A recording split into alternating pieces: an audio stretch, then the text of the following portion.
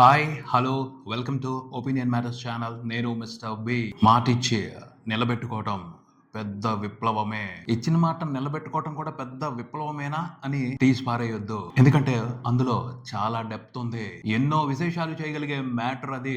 ఎన్నో అద్భుతాలు సృష్టించగలిగే మంత్రం అది. మంత్రం కూడా కాదు, అంతకంటే గొప్పది. ఎందుకంటే మాట ఇవ్వటం చాలా తేలిక, కానీ దాన్ని నిలబెట్టుకోవడం అనేది చాలా పెద్ద పరీక్ష.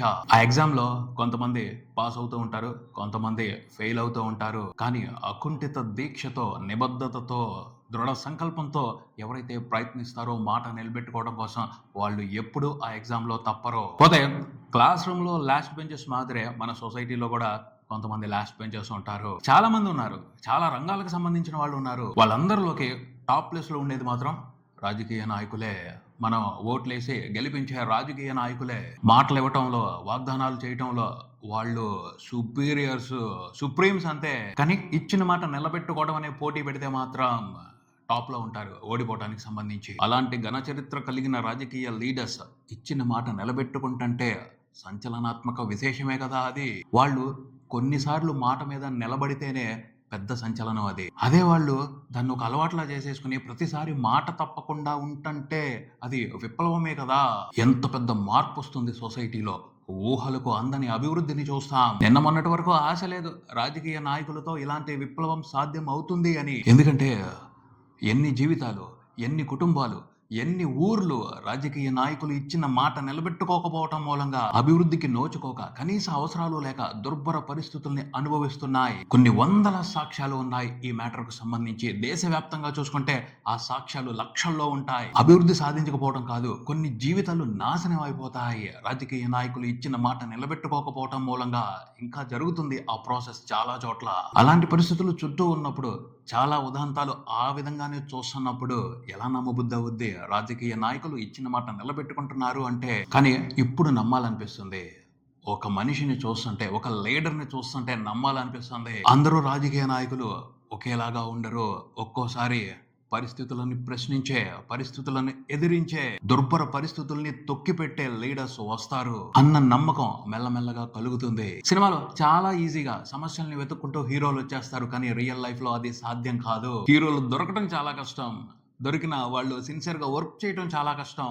కానీ కొంతమంది ప్రజల అదృష్టం బాగుంటే పరిస్థితుల్ని బాగు చేసే లీడర్ వస్తాడు, వాళ్ళని వెతుక్కుంటా వస్తాడు. మన సిస్టమ్ లో దరిద్రం ఏమిటి అంటే, లీడర్ అనే పదానికి సరిగ్గా అర్థం తెలియని వాళ్ళు లీడర్ అని ముద్ర వేసుకుని ఎన్నికల్లో గెలిచి అధికారం చేపడతారు. లీడర్ అంటే ఏమిటో తెలియని వాడికి చేతిలో పవర్ ఉన్నప్పుడు దాన్ని ఎలా ఉపయోగించాలో ఎలా తెలుస్తుంది? పై కమాండ్ చెప్పినట్లు, అధికారులు చెప్పినట్టు చేసుకుంటా పోతాడు.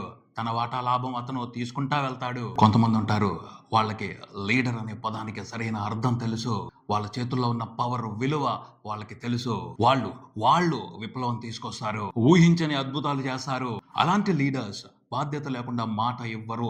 మాట ఇచ్చారు అంటే దానికి కట్టుబడి ఉంటారు. అలాంటి బాధ్యత తెలిసిన లీడరే పవన్ కళ్యాణ్. ప్రస్తుతానికి కనపడుతున్నారు ఆయన. అలాగే చాలా మంది లీడర్స్ మాదిరి ఆయన రాజకీయాల్లోకి డబ్బులు సంపాదించుకోవడానికి రాలేదు. డబ్బులు సంపాదించడమే లక్ష్యం అయితే ఆయన హ్యాపీగా సంవత్సరానికి 2-3 సినిమాలు తీసుకుంటే పట్టుకోలేనంత డబ్బు సంపాదించగలడు. ఈ విషయం ఆయన్ని వ్యతిరేకించే వాళ్ళకు కూడా తెలుసు. ప్రజలకి సేవ చేయటం మీద పవన్ కళ్యాణ్ కి మోజు ఉంది. చాలా మందికి డబ్బు సంపాదించడం అంటే పిచ్చి, కానీ పవన్ కళ్యాణ్ కి డబ్బు సంపాదించడం పిచ్చి కాదు, జనాలకి సేవ చేయటం పిచ్చి. ఎవరికి ఇష్టం లేకపోయినా ఇష్టం ఉన్నా ఇది నిజం. ఎందుకంటే సరదాగా, చాలా సరదాగా ఆయన 100 కోట్లు సంపాదించుకోవచ్చు. కానీ ఆయన ఉద్దేశం అది కాదు. సంపద మీద వ్యామోహం లేదు, ప్రజాసేవ మీద, ప్రజలకి సరైన వసతులు కల్పించడం మీద, మంచి సౌకర్యాలు కల్పించడం మీద మోజు ఉంది. అందుకని ఆ వ్యామోహం మూలంగానే చాలా మంది రాజకీయ నాయకులు చేయటానికి ఇష్టపడని పనులు చేసుకుంటా వెళ్ళిపోతున్నాడు. అధికారం రాగానే anti politic policies, rules follow అవుతున్నాడు. కొత్త కొత్త అలవాట్లు చేసుకుంటున్నాడు. వీటి మూలంగా మార్పు వస్తుంది. ఆ మార్పు విప్లవమే అవుతుంది. ఖచ్చితంగా విప్లవం సాధ్యం అవుద్ది. ఆయన అనుకుంది అనుకున్నట్టు చేసుకుంటా వెళ్తే ఖచ్చితంగా మార్పు సాధ్యం అవుతుంది. ఆయన చెప్పింది చెప్పినట్టు చేసుకుంటూ వెళ్తే ఖచ్చితంగా చేస్తుంది పవన్ కళ్యాణ్. కాబట్టి పబ్లిసిటీ విరివిగా వస్తుంది. దాన్ని ప్రజలు గమనిస్తూ ఉంటారు, చూస్తారు. మిగతా లీడర్స్ ను కూడా నిలదీస్తారు. ఆయన చేయగలుగుతుంది, మీరెందుకు చేయలేరు? మీకు కూడా సేమ్ పవర్స్ ఉన్నాయి కదా, మీరెందుకు చేయరు అని నిలదీయటం మొదలు పెడతారు. అప్పుడు వాళ్ళు కూడా పవన్ కళ్యాణ్ మాదిరి ఇష్టం లేకపోయినా కొన్ని అలవాట్లు చేసుకోవాల్సి వస్తుంది. అప్పుడు విప్లవం వచ్చే కదా తీరాల్సిందే. అవుతుంది, సాధ్యమవుతుంది. ఒక్క మనిషి, ఒక్క లీడర్ నిబద్ధతతో పనిచేస్తే చాలా పెద్ద మార్పు చూసే అవకాశం ఉంటుంది. ఆంధ్రప్రదేశ్ లో మన్యంలో రోడ్లు పడుతున్నాయి. ఇది ఖచ్చితంగా విప్లవాత్మకమైన విశేషమే. పవన్ కళ్యాణ్ మాట ఇచ్చాడు, మన్యంలో ఉన్న గిరిజనుల కోసం రోడ్లు వేయిస్తాను అని. మొదలు పెట్టాడు.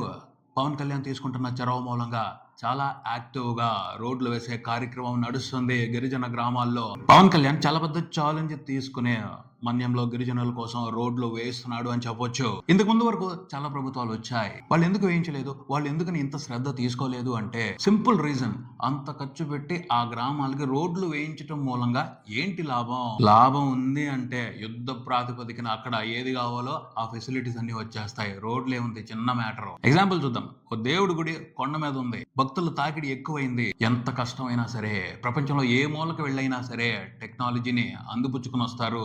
కోట్లు ఖర్చు పెట్టి అవసరమైన ఫెసిలిటీస్ ఏర్పాటు చేస్తారు. ఎంత కష్టమైన రోడ్లు వేస్తారు కొండను తవ్వి. ఎందుకంటే ఆదాయం వస్తుంది కాబట్టి ఏదైనా చేస్తారు. అదే గిరిజనులు ఊర్ల నుంచి వచ్చిపోవటానికి రోడ్లు వేస్తే ఏం వస్తుంది, ఎంత లాభం వస్తుంది, ఇలా లెక్కలేసుకుంటారు. కాబట్టి వాళ్ళకి రోడ్లు పట్టడం లేదు. దశాబ్దాలుగా స్వతంత్రం వచ్చిన తర్వాత కూడా ఇన్ని సంవత్సరాల పాటు వాళ్ళకి కనీస అవసరాలు అందటం లేదు. కానీ అది కాదు కదా, అలా కాదు కదా ప్రభుత్వం ఉండాల్సిందే. అందరికీ కనీస అవసరాలు కల్పించాలి కదా. మన్యం గ్రామాల్లో గర్భిణీ స్త్రీల్ని అత్యవసర వైద్యానికి తీసుకువెళ్ళాలి అంటే డోలీలు కట్టి నలుగురు మోసుకు వెళ్లాల్సిన పరిస్థితి. ఎవరికైనా అత్యవసరమైన వైద్యం అవసరమైనా అదే పరిస్థితి.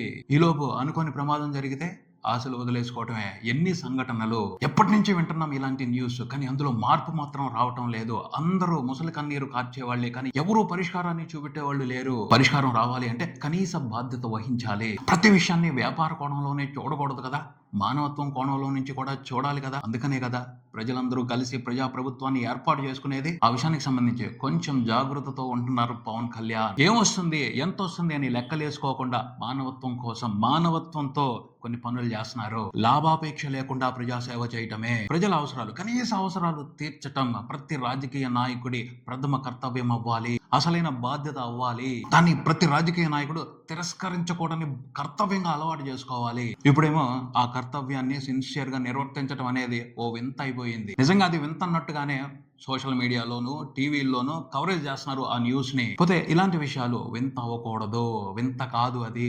అలాంటి విషయాలు అలవాటు అయిపోవాలి.